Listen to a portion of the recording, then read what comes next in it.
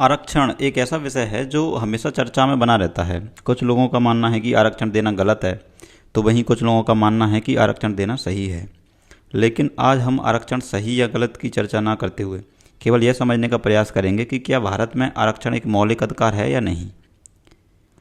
आरक्षण मौलिक अधिकार है या नहीं, यह समझने से पहले हम यह समझ लेते हैं कि मौलिक अधिकार क्या होते हैं।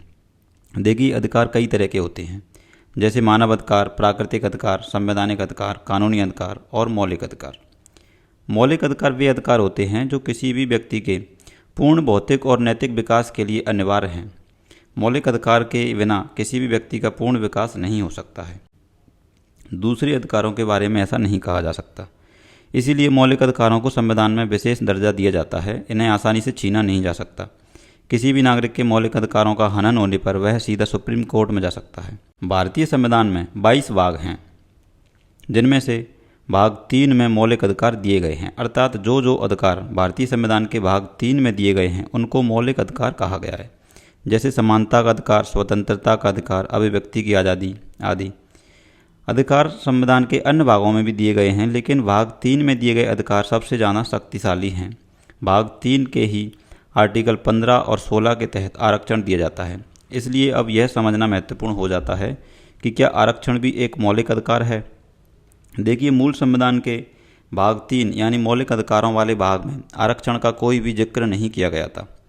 संविधान के आर्टिकल 15 क्लॉज 1 के अनुसार राज्य अपने नागरिकों के बीच धर्म, मूलवंश, जाति, लिंग, जन्म स्थान या इनमें से किसी के आधार पर भेदभाव नहीं करेगा।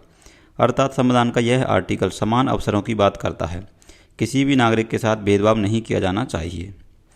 संविधान लागू होने के बाद जब ST/SC वर्ग को आरक्षण दिया गया तो सुप्रीम कोर्ट में एक केस पहुंचा, चंपक दोराई राजन केस 1950।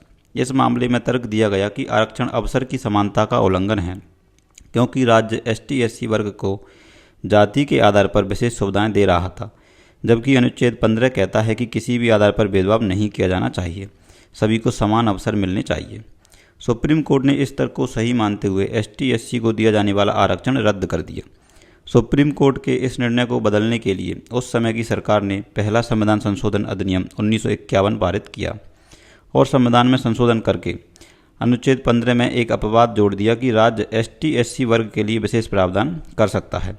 इसका मतलब ये था कि अब सरकार नौकरियों में ST/SC वर्ग को आरक्षण दे सकती थी।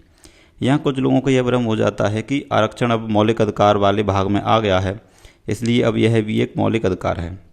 लेकिन हमें ध्यान देना चाहिए कि अनुच्छेद 15 में लिखा है राज्य ST/SC वर्ग के लिए विशेष प्रावधान कर सकता है, यानी आरक्षण देना या न देना सरकार की इच्छा पर निर्भर करता है। यह मौलिक अधिकारों की तरह बाध्यकारी नहीं है। यानी अगर सरकार आरक्षण नहीं दे तो हम सीधा सुप्रीम कोर्ट नहीं जा सकते हैं, क्योंकि आरक्षण मौलिक अधिकार नहीं है। यानी आरक्षण मांगना किसी भी नागरिक का मौलिक अधिकार नहीं है। हाँ, लेकिन आरक्षण देना सरकार के लिए एक प्रकार से मौलिक अधिकार ही है, क्योंकि अगर सरकार आरक्षण देना चाहे तो सुप्रीम कोर्ट भी आरक्षण देने से सरकार को नहीं रोक सकता, क्योंकि अनुच्छेद 15 में स्पष्ट लिखा है कि राज्य ST/SC वर्ग के लिए विशेष प्रावधान कर सकता है। सुप्रीम कोर्ट ने भी अपने 2 निर्णयों में कहा है कि आरक्षण किसी भी नागरिक का मौलिक अधिकार नहीं है। वीडियो अच्छी लगी हो तो कमेंट में ज़रूर बताएं दोस्तों, और आरक्षण देना कितना सही या गलत है इस पर विस्तार से वीडियो के लिए कमेंट में ज़रूर लिखें।